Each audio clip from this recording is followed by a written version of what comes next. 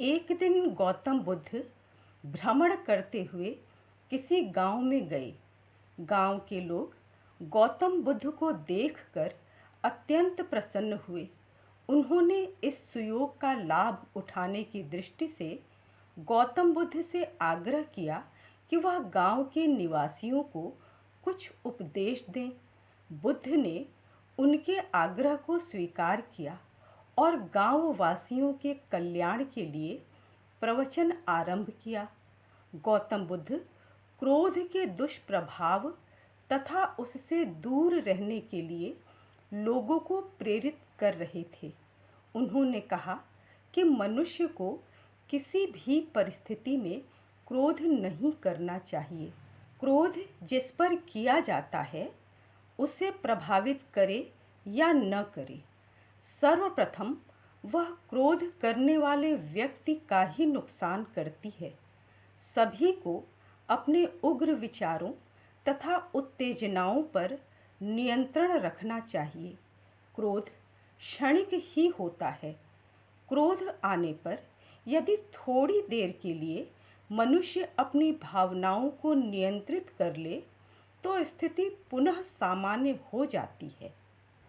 सभी लोग गौतम बुद्ध के इन विचारों को बड़े ही ध्यानपूर्वक सुन रहे थे। उनके चारों ओर उपदेश सुनने वालों की भीड़ एकत्रित थी। उस भीड़ में कुछ लोग ऐसे भी थे जो गौतम बुद्ध की उपलब्धियों और उनकी लोकप्रियता से ईर्ष्या करते थे। वह लोग हमेशा गौतम बुद्ध को झूठा तथा उनके विचारों को गलत साबित करने का प्रयास किया करते थे।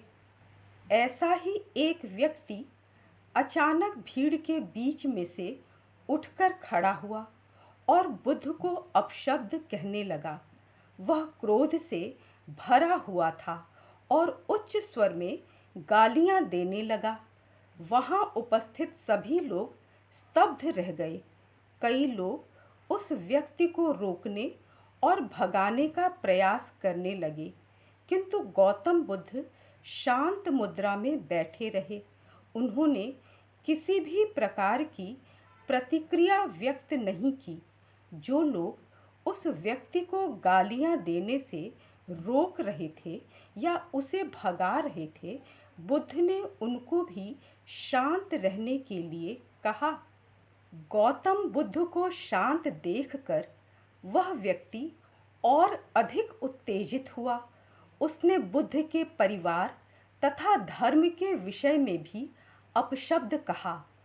खूब गालियां दे लेने के पश्चात वह स्वतः ही चुप हो गया और वहीं एक तरफ जाकर बैठ गया।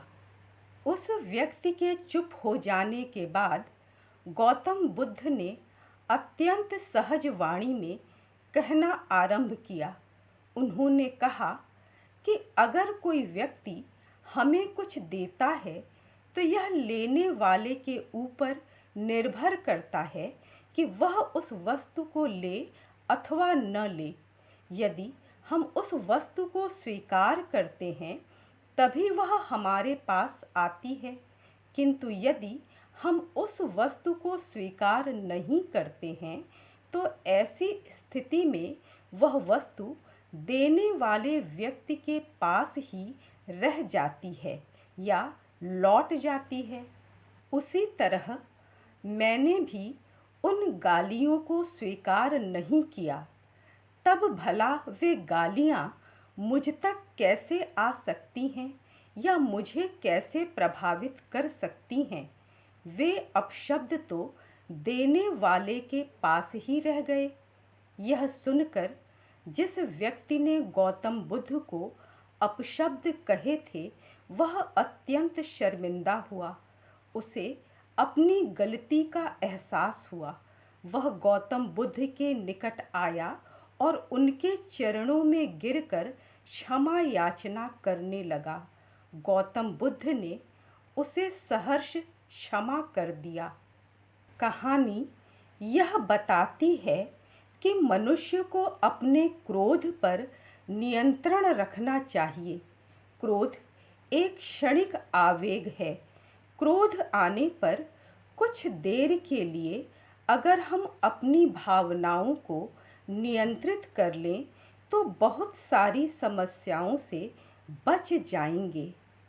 चिकित्सा विज्ञान भी इस बात को स्वीकार करता है कि क्रोध से मानव शरीर में अनेक तरह के विकार उत्पन्न होते हैं जो कि हमारे स्वास्थ्य के लिए घातक हैं।